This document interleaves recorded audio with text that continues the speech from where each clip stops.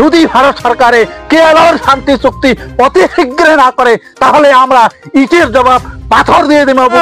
এই ভারত মুক্তি চুক্তির আবদ্ধ হওয়ার পরে থাকি আদি ভারতবর্ষ স্বাধীনতা 69 বছর পার হল, কিন্তু রাজবংশী জনগোষ্ঠীটার এই মহান ভারত সরকারে ডেভেলপ করিল না।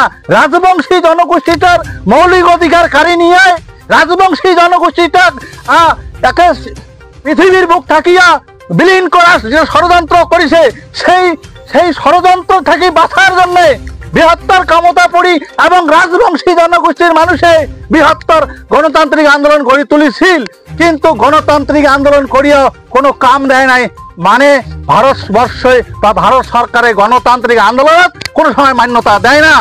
যে মানুষের যে সংগঠনের বন্দুকের জ্ঞান আছে, যে মানুষের বন্দুক ফুটিবার পায়, যে মানুষের গুলির সম্মুখে জ্ঞান আছে, তাকে হে ভারত সরকার মান্যতা দেয়। সে তো আদির দিনত গণতন্ত্র আন্দোলন পরিহার করি রাজবংশী মানুষের বেটা তথা কামতাপুরের ভূমিপুত্র মানি কেএলও প্রধান জীবন সিংহে বন্দুক হাতে তুলি নিবার বাধ্য হয়েছে।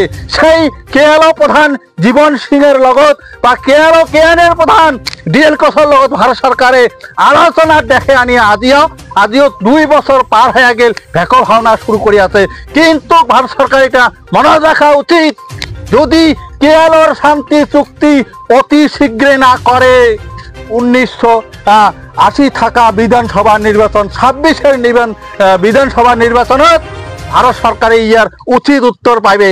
আমরা জানি, আমরা বুঝিবার পাচ্ছি বৃহত্তর ক্ষমতাপুরী রাজ্যে আদির দিনত অধ্যয়ন করিবার পাইছে যে ভারতবর্ষ রাজনৈতিক সমীকরণ কেমন করিয়া ভারতবর্ষ সরকার গঠন করে সেটা আমরা মূল্যায়ন করছি।